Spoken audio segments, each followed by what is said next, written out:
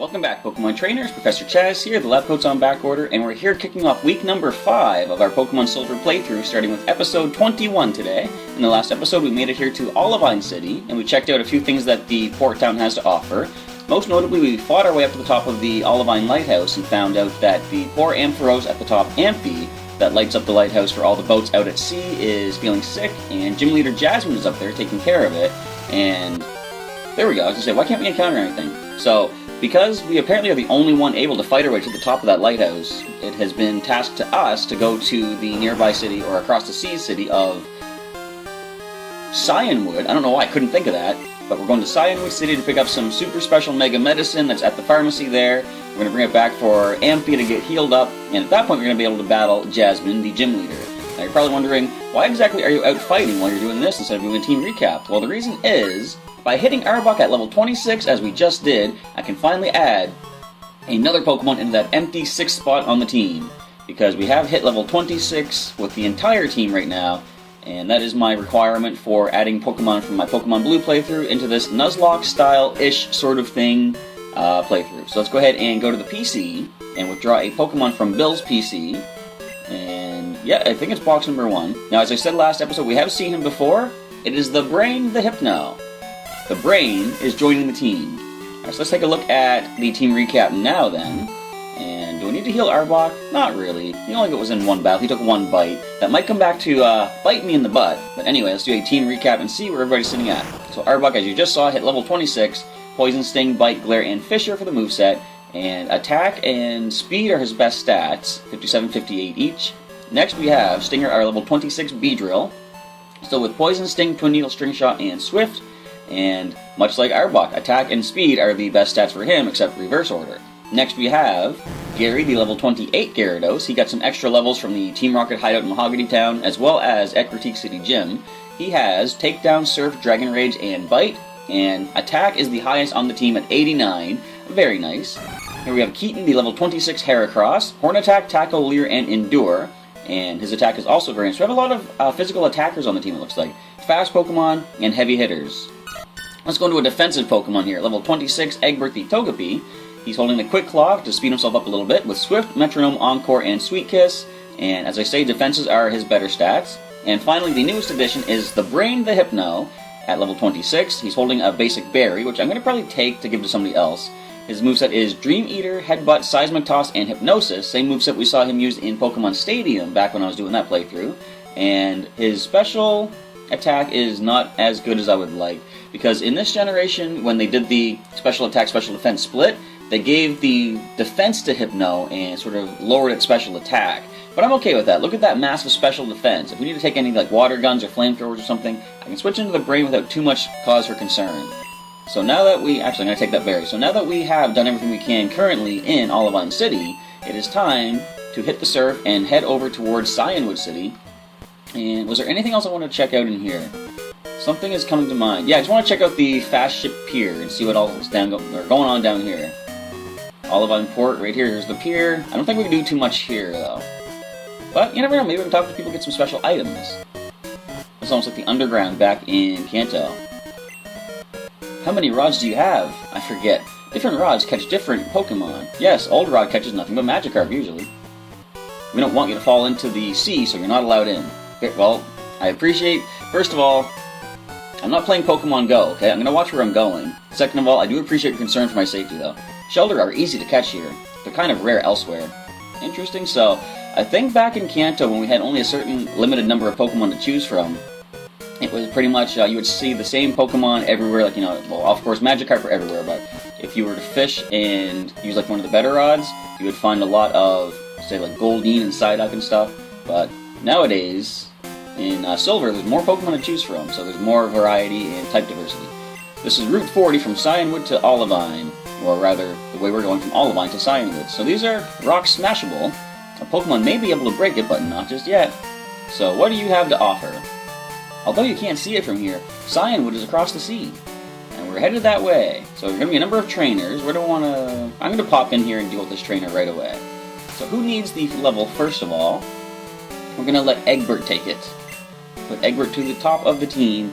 And hopefully we can hit some more levels along the way. I'm sure we will. Yes, let's surf on our Gyarados. Now this brings up a question as we start engaging in battle here. A question I want to get your feedback on. You have to warm up before going into the water. That's basic. So, sort of not really, I guess, enforced rule of a Nuzlocke, but one of the ones that I've understood is sort of more appreciated or more followed is when it comes to HM moves, you're supposed to teach them just to your active team of Pokemon. So, where I was using Rocky earlier in the Ilex Forest to use Cut to get through places, I wonder, should I have taught Cut to one of my main team Pokemon? Because there's been a few times I've been surfing around on Gary that I come across a cut bush I can't get past, and there are some fruit-bearing trees that I can't access yet. So I'll come back later and use Rocky to cut my way through. Or going into Mount Mordor, I believe, and Dark Cave itself. There's a few times when we had dark areas where I had to use Flash to light up. Pikachu has Flash. I could have taught it on somebody else, but I thought if and when I'm going to head through these caves, I can just bring Pikachu. But do you think I should teach these HMs to my active Pokemon and make it a little bit more, I guess, almost not really restrictive, but follow that rule a little bit more closely of teaching just my active team the HMs need to get through the game? I don't see a problem with it either way, because like I said, I'm not exactly doing every Nuzlocke rule there is to begin with, so sort of bending that rule isn't the worst thing ever, I don't think. Simon was defeated. Okay, Uncle, I give! But let me know what you think about the HM moves, if I should use them on the active team, or if I can bring back the older ones. The one reason I don't want to bring the older ones back, Cianwood City is a good distance away from here, is because, by doing so, then it's going to limit myself to a Pokemon on the team that I can't use in battle, because we're not at the right level to use them, right? I'm only using Pokemon from Pokémon Blue that my current team of trainees has hit. So anyway, the pros and cons, let me know what you think I should do as far as HM moves go in the comments down below. You encounter a Tentacool at level 15. I'm going to say level 15 is decent for experience. I don't want to waste PP dealing with some low-level wild Pokemon, but if we can get some quick experience and possibly gain a level up off of them, why not? You know, the higher we get our team up, the more Pokemon we'll have options to bring back from the PC. So down goes the Tentacool, and we do hit a level for Egbert at level 27. So the defenses go up again. No new move, unfortunately. And we're going to switch Egbert into Keaton is the next one. The reason is I'm focusing on my new acquisitions in Johto, and Keaton and Egbert are the only two remaining of them. Kind of. If you watch some previous episodes, you'll know what I'm talking about. Are you going to Cianwood? How about a quick battle first? Well, I'm leading with my Heracross, so chances are it is going to be a pretty quick battle. This horn attack is quite powerful. So Swimmer Elaine is going to send in a Staryu. If you had a Goldeen, I would have been concerned about a Peck attack, but Staryu, not so much. Now, you could have some sort of a Psychic type move. I don't know if you'll learn them naturally, but I think TM, you can teach Psychic to it. But you're just going to go Water Gun. We've got the defenses to handle that. Alright, one more Horn attack. You know what? We've never used Tackle ever since he learned Horn attack. Let's just go for Tackle. Okay, I was expecting it to miss, and I was going to say, that's why we don't use Tackle. But down goes the Staryu. Keaton's slowly gaining up on level 27. I lost that one. Obviously, yes you did. I'd say I'm a better swimmer than you. Yeah, I am not going to deny that. I, in real life, cannot swim. I mean, if I had to, I'm sure I would, but I've never really learned how. No inner tube for me. I'm hanging on to a sea Pokemon. Just like me, I'm riding a giant Gyarados. Alright, so another swimmer. How many Pokemon will you have? We've got two, as Paula sends in another Staryu. Obviously, we handled that last one at level 21. I'm expecting a single Horn attack will drop this one.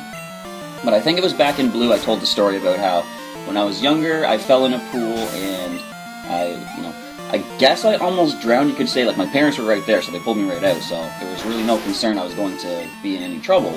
But just that sudden fall into the water and being stuck under there sort of, I guess, probably gave me a bit of a traumatic experience with water, so I can't really dunk my head without having some sort of a freak-out moment. Oh, I'm feeling dizzy, like when I go underwater. Alright. But that's why I'm not really into, like, swimming in water and all that. Well, I float like this, the waves carry me along. So which sea Pokemon were you hanging on to? I would assume Staryu. I don't think Shelter's very good for a flotation device. A young guy like you should swim. Don't surf on your Pokemon. Have you not been listening to my story? I kinda don't care for the water. Not that I hate water, but, it's just... Randall is going to send in Shelter. But as I said, yeah, the water kinda left me with a bad experience. Anyways, enough about that. Let's finish up with this Shelter. I say finish up, I haven't even started yet, but... Okay, I expected one Horn attack might have done the trick. Going for an Aurora Beam, that might drop our attack stat, which I wouldn't care for. Thank you. Alright, so it doesn't, and we drop another horn attack on Shellder. Down it goes. So we're going to hit level 27 for Keaton here. I love seeing the levels build like this. It's a Wartortle! Sweet! Look at this guy. You know what? We're going to leer you. I'm going to lower your defense and go for... I don't know if a single hornet... or sorry, 2 horn attacks would have been enough. But we're about to find out. If I drop you with a single horn attack now, then... yeah, 1 or 2 horn attacks would have been fine. But we do... oh well, we saved a horn attack PP at least, right? And next in is another Shellder. So nothing but shell Pokemon for this guy. But I like seeing the other, like the Kanto starters. You would think, I guess back in Kanto they were more rare. Well, technically they're even more rare in this because you don't even get access to Squirtle, Bulbasaur, or Charmander. So seeing a Wartortle is much more of a highlight. Especially since now we have a Shellder, or I keep saying Shellder. We have a Squirtle and Blastoise in our collection, but we don't have Wartortle, so it's cool to see one. As Keaton is trying to learn... technically, yes, that's a fighting type move. We're not using Tackle, so I can get rid of Tackle for counter. Yeah. Like I said, it's kind of cool I just used a Tackle in that last battle there, because that was the last one Keaton will ever use. So counter is a move that quite often you won't see people use in Nuzlocke because it requires you to take damage to do damage back, but I like to keep my options open, and there's a chance we can handle an attack and bounce it back. Uh-oh, I lost. Uh-oh. Swimming exercises your entire body. It's healthy. I guess that is the reason why I should probably try, getting into swimming and stuff.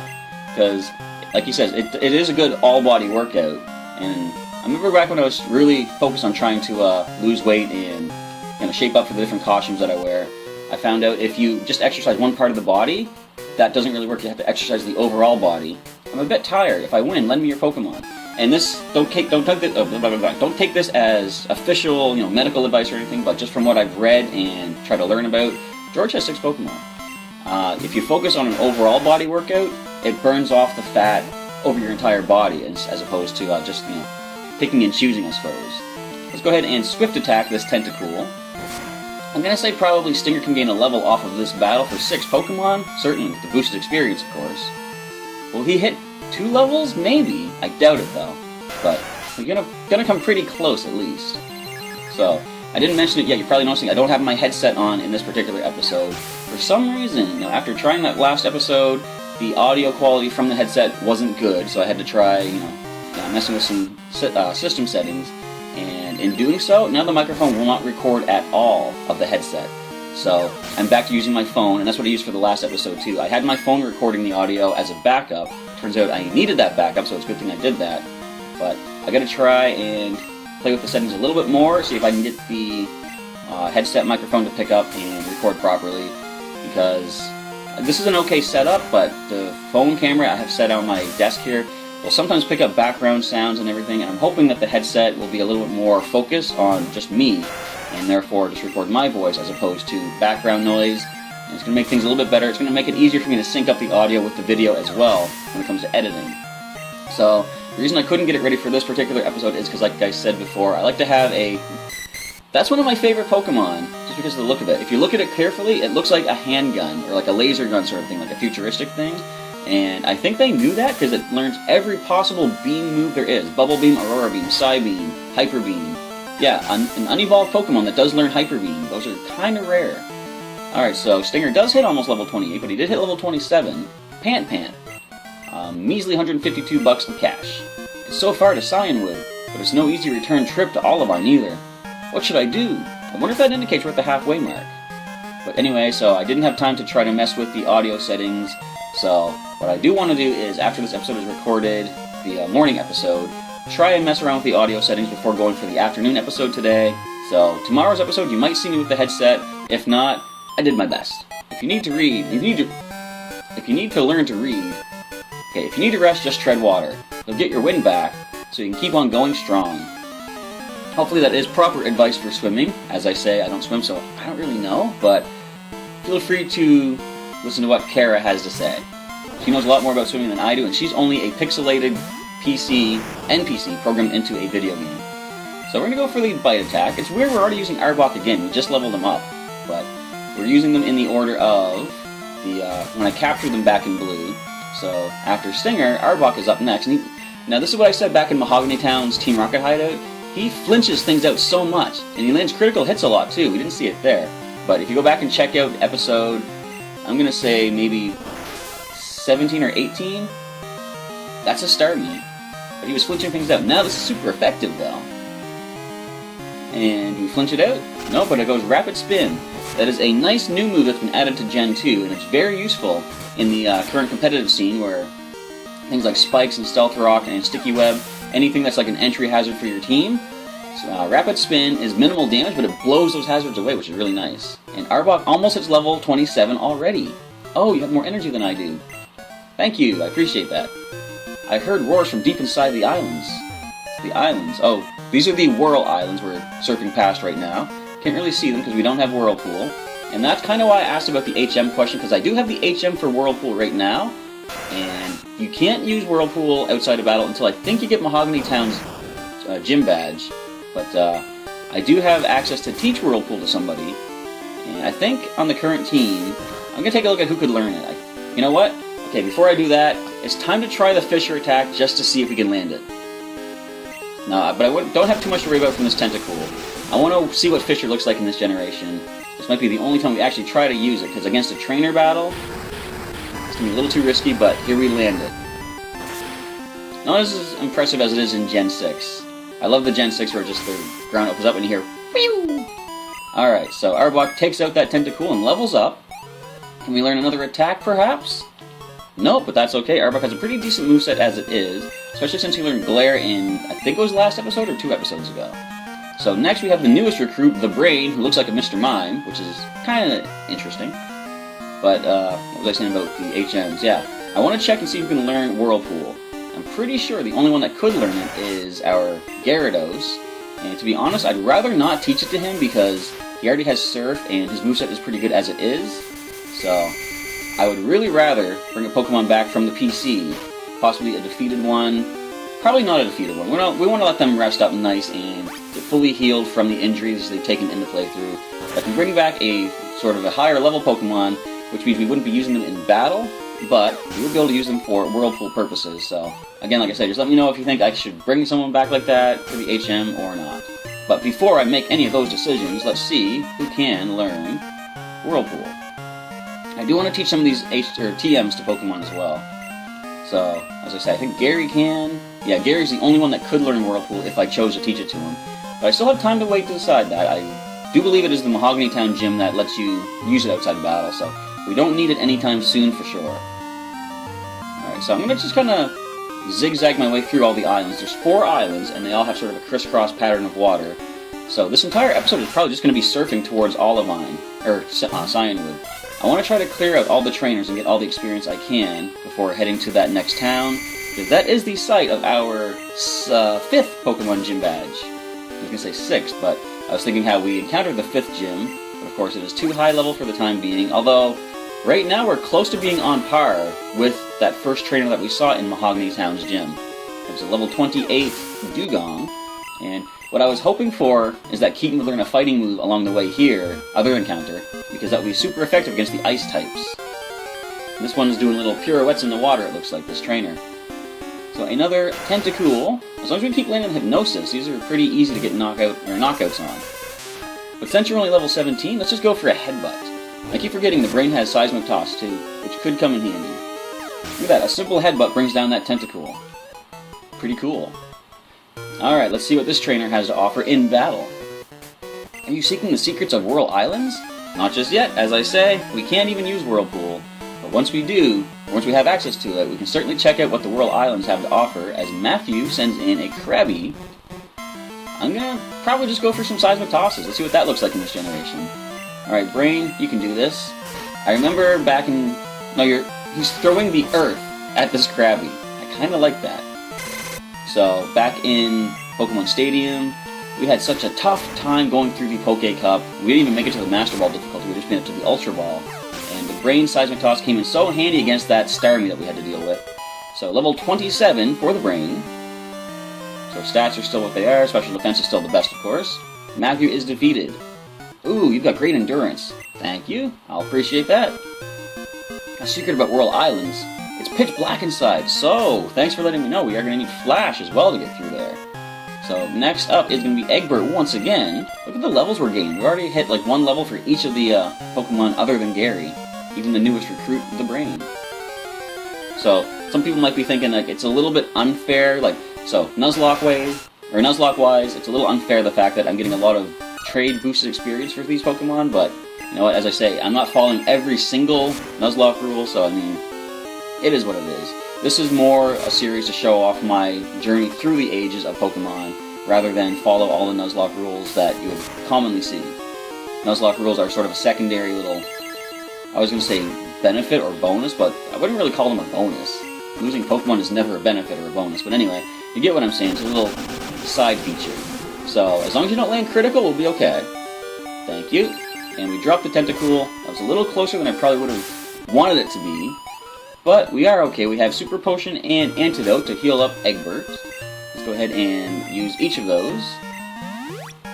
And he's got to be close to evolving at this point, because as I said, they do evolve from happiness. And he's going to be pretty happy at this point. He only faded the one time. Spoilers, but yeah, it happened. Alright. The weather is so beautiful. I'm in a daze. You might be thinking, if you haven't seen the previous episodes, if he fainted, why is he still on your team? Isn't this Nuzlocke? Well, I'll explain what happened when it happens, or I'll explain what's going to happen when it happens, based on what has happened. But if you've been following the series along the way, you know what I'm talking about. So we see a Seal. I believe, you're just water type, yeah. Dugong is water ice. And you growl away my attack power for the Swift attack. So, in fact, we're gonna Sweet Kiss. If we can do less damage to you, you're gonna do damage to yourself now. And Seal is confused and hurts itself in confusion. Of course not. So this could lower my attack stat as well. But is it going to? Nope, so we'll go for the Swift attack right now. We're getting low. Pardon me. We're getting low on the Swifts though. So Seal, if you can hurt yourself, please, it'll be great. Thank you. And 2 more Swifts, I'm going to say, should bring this down. Now, I don't have anything in the bag that can heal PP, so as much as I'd like Egbert to hit level 28 before we get to Cianwood City, chances are we're going to have to hold off on the rest of his training. Alright, so 1 more Swift I think should get the KO. Not quite. And it breaks out of confusion on the last turn when it had hurt itself. It would have saved us another PP. But, what are you going to do? Alright, let's Swift attack and bring the Seal down. I think Denise had another Pokemon left. At which point I might want to actually just switch out into someone else. Nope, that was just the one. Denise is defeated. Oh! Yes. A sunburn is the worst for skin. I know! As I've said before, I am so susceptible to sunburns. You're speaking right to me. But I don't use a sunblock. You're also speaking right to me. I am very notorious for not thinking to use that. I won't pollute the water. Oh, I get you. Okay.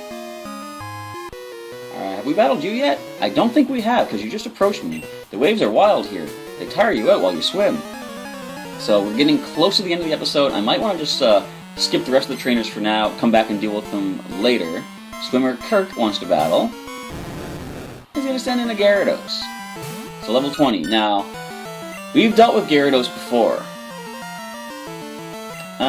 I'm going to... Do I have a regular potion? I don't think we do. I've got super potions. If we have any regulars, they're probably at the bottom. No, we have a berry, but... I'm going to start off with a Sweet Kiss. As it goes for Bite. Now, it could flinch us, of course. But it doesn't, so we get the confusion on Gyarados. I wonder if this is Egbert's chance to seek revenge. So, should I Encore it? I'm going to risk the Encore if it goes for something a little more crazy. Wait, would it have Dragon Rage? We're going to Encore it into Bite as long as we don't flinch. There's the flinch. Alright, so we're going to go for the Super Potion right now, just to be safe. And then see what this thing wants to go for. Now, since we don't outspeed, we can't really safely go for the Encore. We don't know what we're going to lock them into. But if it can hurt itself, it would be great. So, Bite again. I'm going to try Encore again. Maybe it only has Bite. We outspeed this turn, okay. So we've locked them into Bite. That is good. We can, if it has Thrash, we don't need to worry about that right now. So as long as we don't flinch, we can get the Sweet Kiss again. It didn't even hurt itself once, come on now. So stop flinching us. We get Confusion once more. Alright, so I gotta keep in mind its Encore will end at some point. And when that happens, I might want to probably switch out. But I'm gonna see if Egbert can get this KO all by himself. Come on, buddy, you can do this. That's a nice critical swift attack. Gyarados is confused no more, goes for another bite. And we don't flinch, we land the swift attack. And I'm gonna go for... They're still encored. So... yeah, I'm gonna Super Potion next. As we flinch again, the Encore does end. So, in case they pull out that Thrash attack, now is the time to heal up. Alright, what do they go for? They might only have Bite. So Encore might be a kind of a waste of time. Let's just go for Swift. No, they have Thrash. Which I don't appreciate. And one more will get it. Now, a critical Thrash will drop Egbert. I'm going for Swift. Come on, buddy. Excellent. So it was a close call, but our Togepi gets revenge against an enemy Gyarados and almost hits level 28. There's another Pokemon? Yeah, we're switching. That was a little bit too much of a struggle. So Bite and Thrash are the attacks, therefore I'm just going for my own Gyarados. He can take this 8 levels higher? Yeah. Another Gyarados versus Gyarados battle here. So you can bite us, you know what, we can bite you. Are we going to waste our time doing that? No. Dragon Rage. Is it going to be a 2-hit KO? Because we're at 95 HP, 8 levels higher. Yes, one more Dragon Rage will drop this enemy Gyarados. As you go for Thrash, that is totally fine. Plus, Egbert will gain a level because he stayed in for the first part of this second Gyarados as well.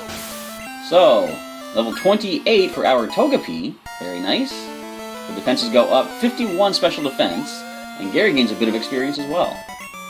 There we go, Kirk. I'm beat! Yes, you are. Alright, so Egbert is done for now. The currents keep me from reaching that island. So I think I might want to just forge on ahead, as I said. I'm going to switch around, put Keaton back to the front here, and head over to Cianwood City. We are pretty close from what I understand about the layout. Just trying to skip past the trainers. And we are pretty much there, I believe. Land should be showing up anytime now. There it is. So, we're here in Cianwood City. Boulders to the north of town can be crushed. They may be hiding something. Your Pokemon could use Rock Smash to break them. If we had Rock Smash, that is absolutely right. Let's find ourselves the Pokemon Center. Here's the gym. You crossed the sea to get here? That must have been hard. It would be much easier if your Pokemon knew how to fly. It would, wouldn't it? That's true.